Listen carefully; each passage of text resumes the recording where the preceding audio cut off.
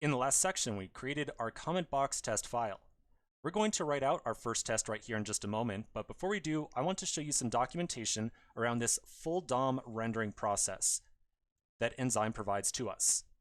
I'm going to very quickly pull up the documentation on Enzyme's homepage, which is at airbnb.io/enzyme. And then on the left-hand side, I'll find the full DOM rendering section. So there's one thing inside of here that I want to pull your attention to. Notice this note right here. So the note essentially says that anytime we make use of this full DOM rendering, we are sharing the same fake DOM that's been implemented by that JS DOM library. And that means that these different components that we are creating can potentially interact with each other and cause issues across our different tests. So after every single test that you and I write, we're going to make sure that we do a little bit of cleanup. We're going to make sure that we take the component that we created and got mounted into that virtual DOM, and we're going to attempt to unmount it so that that component we created does not somehow interfere with other components that are being created inside of other tests. So that's just one quick thing to keep in mind. Now, to actually make use of this full DOM rendering function, we're going to make sure that we import Enzyme at the top of this file. Remember that before we imported the shallow function from Enzyme, but this full DOM rendering functionality comes from a different function called simply mount. This is one function of many that is exported from the Enzyme library, so remember to get the curly braces on here as well. And we're going to import that from Enzyme, like so. So now inside of our actual it statement right here, we can attempt to render our comment box component and then write out an actual expectation about it. So I'm going to create a new variable inside of here called wrapped, and that's going to be mount comment box, like so. So almost identical to what we wrote inside of our app test.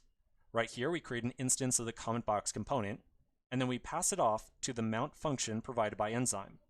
Enzyme is going to take our component instance, it's going to attempt to render it into that fake DOM that is created by JS DOM, and then it returns this object right here that we usually refer to as wrapped.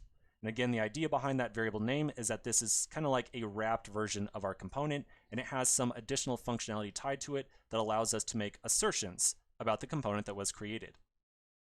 So now we're going to look through the component that was created and attempt to find a text area element inside there and a button as well.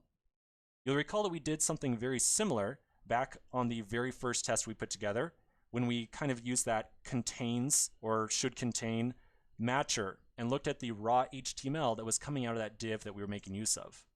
So Enzyme has a very similar function available to us, and in fact we actually used it inside of the app test file as well. So find right here.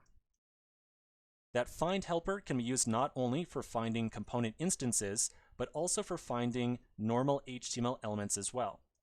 So if I go back over to my documentation and find the method find right here, we can see that we can find not only component instances, as we did just a moment ago, but we can also attempt to find raw HTML elements as well. And so in this case, we're going to attempt to find a text area and a button inside of our wrapped component. So back over here, let's first just do a simple console log just to make sure that we're going down the right path. I'll say wrapped.find, and I'm going to try to find a text area. And then right underneath that, I'll do the same thing, but I'll try to find a button in this case instead.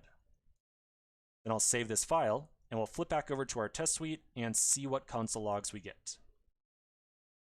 So back over here, you'll notice that our commentbox.test.js file has been automatically picked up by Jest, so I did not have to restart my Jest runner in order to get it to pick up this new test file. Jest has just automatically seen that we created the new file and ran the test inside of it. Now, if Jest does not automatically find that new test file for you, no big deal, just restart your Jest test runner. So now down here, I can see the two console logs for the find text area and the find button. Again, we get these wrapper objects back that are essentially like arrays. They both have a length of 1, which indicates that both those console logs, or both those find statements, have found exactly one text area and one button. So now that we've got those two statements, or those two elements found inside of our test, we can write out our actual assertions. So I'll say expect wrapped.find text area dot length. So length right here should return the number 1. That's what we want to see. We want to see exactly one text area being found inside of our comment box. So I will expect that that will 2 equal the number 1, because that's exactly what I want to see that equal to. I'll then copy paste that line down. And on the second line, I'll change text area to simply button, because that's the other element that we definitely want to find within this component. And then the last thing I'll do is clean up the 2 console log statements. Okay, so this looks pretty good.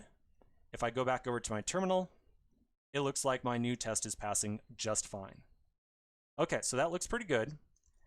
Now inside this test, you'll notice that we are again making use of this mount thing. We still have to run other tests inside this file, and chances are every single one of those other tests are going to have to create a new component instance. And so just like we did 2 seconds ago inside of our app.test.js file, I think that we're going to have to create a before each statement and make sure that every time that we are about to run a test inside that file, we try to create a new instance of the component that we're trying to test. Then the other thing that you'll notice inside of comment box right now is that we're not doing that cleanup that I had just mentioned that we saw in the documentation. So in the docs 2 seconds ago, back over here, remember we have to do a little bit of cleanup of that component we just created. So we still have to take care of that as well. So I think we've got 2 immediate tasks we have to take care of, so let's address both those in the next section.